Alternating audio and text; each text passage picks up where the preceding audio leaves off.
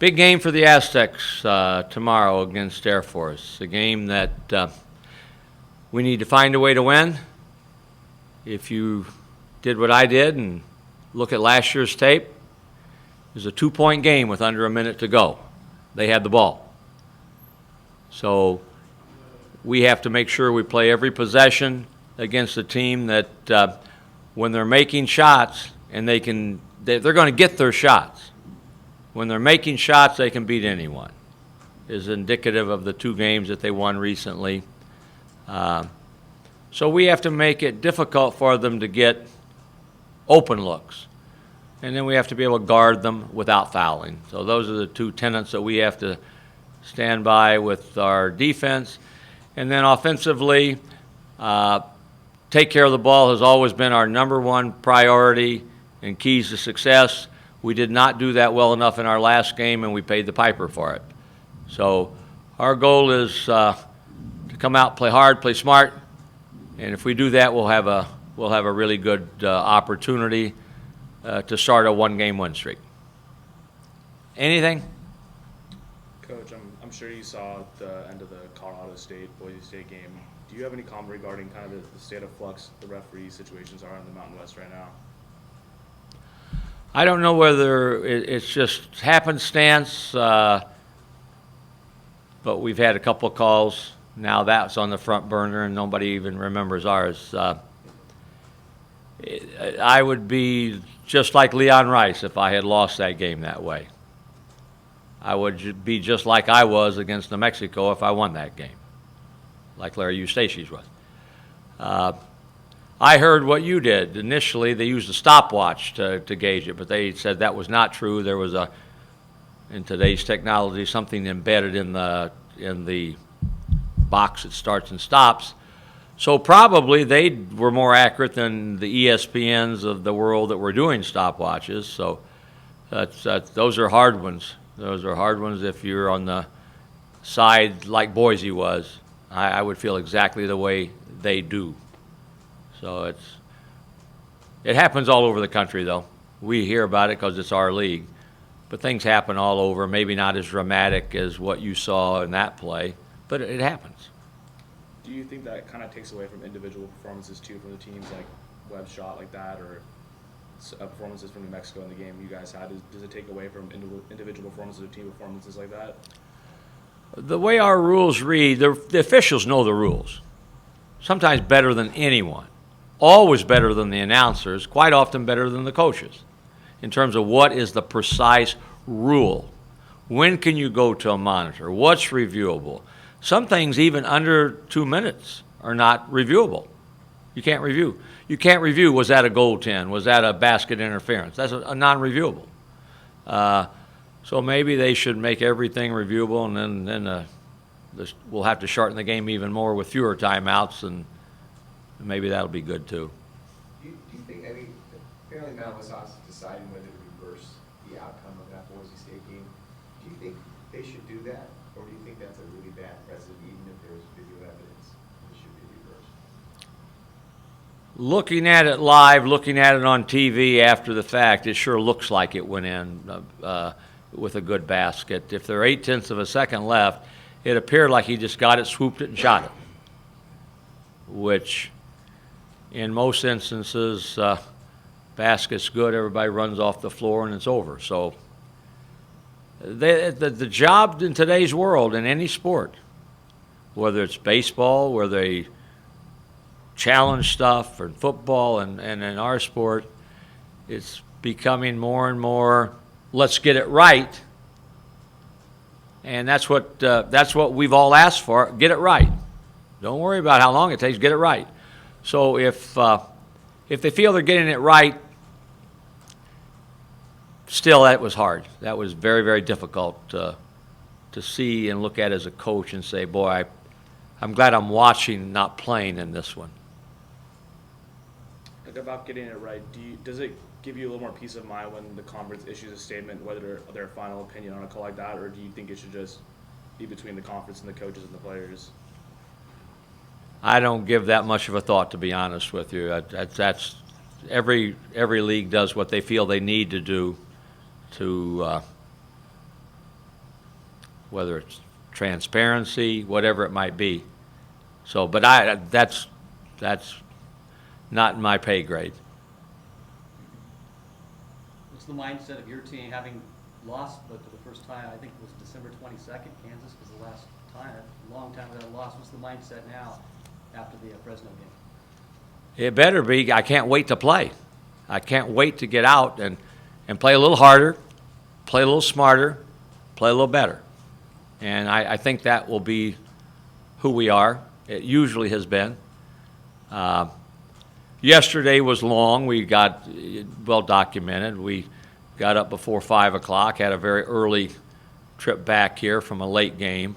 So we did mostly mental work, hour and a half in film, 30 to 35 minutes on the court, no taping, went through form and technique stuff, and now we'll have, again, because we play tomorrow, we'll have an engaged, active practice, but it won't be long. Was the tone in practice any different from some of the tougher non-conference losses after coming off the Fresno State loss? You must learn, but you must move forward. The old theme: don't let Fresno beat you twice. So we have to say we want to start another win streak, and you can't win 2 in a row if you don't win 1 in a row. So that's our thought. We want to come out and play our hardest, best basketball. Play with poise. Don't play, the clock. Air Force has a way of playing a lot of people close. And you can't worry about that if it's a close game. You have to play and make the right play on both ends of the floor. So I'm not worried about us having a hangover from Wednesday's game in Fresno. Trey, obviously it's been in play now, I think, for, over 30 years. Was the game a lot simpler when there wasn't RPI, when there wasn't all these metrics, when there wasn't strength of schedule? I mean, I just wondered if you could talk to that, and what it was like without all the things weighing down on kids. I mean, when there was no shot clock, no three-point line, three networks, and you played every game on Saturday, and you watched the Big Ten game of the week, and that was all they had. You had a rotary phone dial, and you were on a party line then too, and everybody thought that was good. So, technology we all crave and want, and we want it to make sure things are done properly. It's always easy to sit here and say, boy, they shouldn't have done this. Why did you do that? I don't like to do that. I don't like to be the guy criticizing everything that's going on that happens. And when I'm on the other side, so you say these are the rules. Let's play with the rules. Let's hope that that things are done in an appropriate manner and fashion, and then not dwell on it, good or bad. We've had some plays, and I can't even, you say name one, I can't name one. I'm sure we've had some plays where a call, a look at the monitor has gone against us. I know we've had some that have gone our way. So I'm of the opinion that what we're doing is been good for the sport, and I would say what we're doing now with the modern technology should be good for the sport. And we'd all like to see it get it done in 12 seconds rather than 12 minutes, but that sometimes it takes a while to make sure you're right. When you went back and looked at the Fresno tape, what was more disappointing to you, the 18 turnovers or going double-digit leads? Turnovers are always a huge piece to the game. You put it in there. I didn't count second half, but I had 35 first half possessions. You had 69 for the game. You have 18 turnovers. That's way too high a percentage of turnovers. You can't do that. Because when you're in the midst of a run, sometimes a turnover keeps you from keeping that thing going. Our 12-0 run ended when Trey had an unguarded three. It was a little bit off balance. We had poor floor balance. Winston ran in when Trey shot the corner three. Thought he could get an offensive rebound. Jeremy was the only guy back. They got to run out for a layup. That ended our run, and started them on a mini run. So one of our bullet points also is runs. That wins games for you. And we say we want one or more, 8-0 or greater runs per half. We had them in both halves, and we don't want our opponent to have any. It's easy to say, hard to do. Usually your runs are more at home than on the road. Usually 8-0 is 14-0 at home as opposed to the road. So you have to be conscious of that. And but we gave up we gave up the leads too. Not that you look all over the country and leads are given up. We gave it up too fast. They were able to turn a 12-point lead into a 1-point game too quickly. Maybe the same way with the 11-0 run. And it happened for a variety of reasons. One was turnovers, but other things factored into it also, not just the turnovers. Were you satisfied with the effort level? There's a fine line between really playing hard and playing so hard that you got to count to make sure you only have 5 guys out there. And probably we play. I thought we played really hard. At times, you play hard, and whether it's not making a shot, whether it's a turnover created, whether you came out when you thought you shouldn't come out and you go back in, you try a little too hard, and that leads to some poor decision-making in your play. And I thought we did that too much. I thought at times we made decisions that were not appropriate, decisions that we hadn't been making when we were in that, hadn't made as many of when we were on that win streak. So, but you have to be conscious. You have to have a supreme effort, and sometimes it's hard to garner. You think you've got it, and it's not quite what you thought. I read what Dana Altman said about Oregon after they got beat at Cal. You got to fight that, and it's everybody's responsibility to do that. And sometimes when you look like you're stuck in mud, you still have to find a way to win. And we didn't do that. I mean, we had the ball 7, 8 seconds to go, could have got a better look, could have still made the basket, but we lost. And we've won games like that. We've won them when Nevada had the last shot. We've won them when we made the last shot. So, but effort I thought was good. Was it the best it could have been? Probably not, but it never is the best it could be.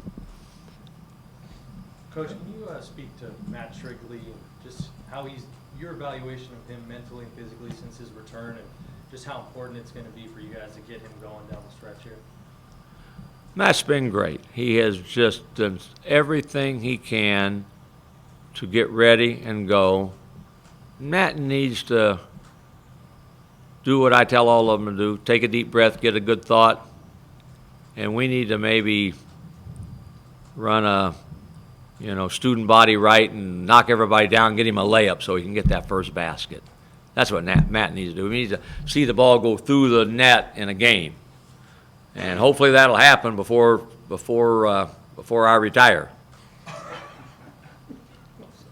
How long do you expect to be patient with him? Is his defense enough to keep him in the rotation like that, or is there going to be a point where you're going to have to find somebody who can score in that rotation at the back end of it?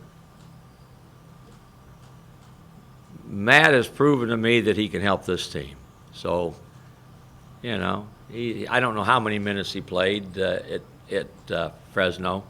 He's not played a lot. I don't think he's played double digits, maybe in one game. So obviously you need to contribute when you're out there. It doesn't matter who you are, at both ends of the floor. You got to guard a guy, not let him beat you off the bounce. And when you're wide open, and if you're a shooter, when we get you a shot, you gotta make one. So he knows that. We know that. Coach, couple of tough losses to Fresno State the last couple of years for the players or for you. Would you like to see you guys get another chance at them in the Mountain West tournament? Who? Fresno State. Fresno State? I don't want to ever play Fresno again. I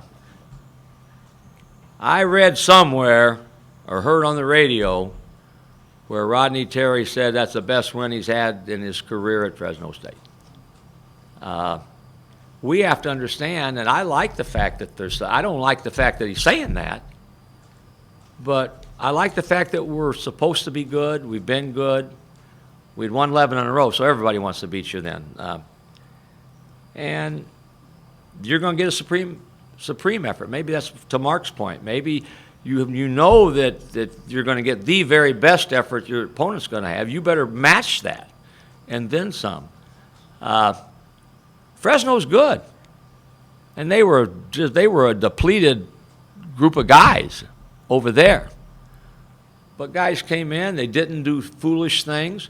Carter came in, and I'm screaming foul, foul, foul, but he made himself big. He kept us from getting 4 or 5 baskets with his bulk.